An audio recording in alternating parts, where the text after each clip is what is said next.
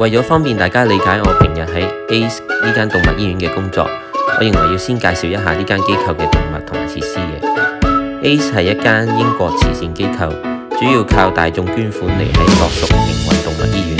喺入面你可以見到幾種動物。第一係駱馬，因為埃及普遍依然會用駱馬作為輸送工具，甚至遊客可以俾錢坐馬車，所以駱馬 overload 嘅情況好嚴重。ACE 就免費為當地嘅駱馬提供醫療，受傷嘅駱馬喺療養期間可以短暫咁樣住喺佢哋嘅馬廄入面。如果佢哋身體狀況許可嘅話，每日都會放佢出嚟喺圍牆度散下步。理論上，其他嘅畜牧動物，包括係牛啊、羊、駱駝呢啲，都可以喺度得到緊急嘅治療服務。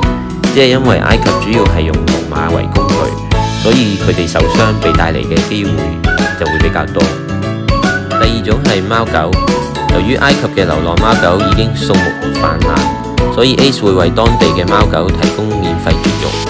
醫院係設有檢查室同埋手術室，主人可以隨時帶寵物嚟做絕育手術。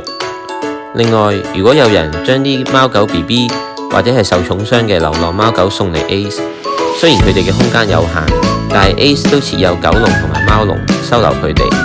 名義上佢哋等待被收養，實際啲嚟講係等於喺度養老，因為埃及人好少將貓狗視為寵物咁樣去養，佢哋尊崇貓，對佢哋好友善，但概念上會覺得佢哋應該係喺野外生活。傳統伊斯蘭教觀念甚至視狗為不潔嘅動物，所以到而家都好少人會養狗。第三種係烏龜。ACE 係有幫手保育兩種嘅烏龜嘅，協助回復佢哋嘅數量。一種係希臘陸龜，一種係埃及陸龜。另外呢間醫院仲有一隻4歲嘅鱷龜住咗喺度。至於點解佢會出現，我係真係唔知道嘅。由於烏龜唔使點樣理，所以我義工嘅工作就圍繞住啲貓狗同埋駱馬。駱馬嘅救治係好依賴專業嘅獸醫同埋護士嘅，所以我嘅角色就只可以係好簡單咁樣從旁協助。反而係呢度嘅貓狗，因為佢哋冇病冇痛，平日打理佢哋、放狗啊呢啲工作，我就可以參與到。另外 ACE 都會接待外來嘅賓客，佢哋有同一啲旅行團合作，導遊會直接帶遊客嚟，當 ACE 係一個景點咁樣去參觀。我同同事就會負責導賞，同埋引導佢哋喺最後做一個即場捐款，或者參加 ACE 嘅月捐計劃。好多學校都會帶學生嚟參觀，咁我哋喺介紹之餘就會做埋教育嘅工作。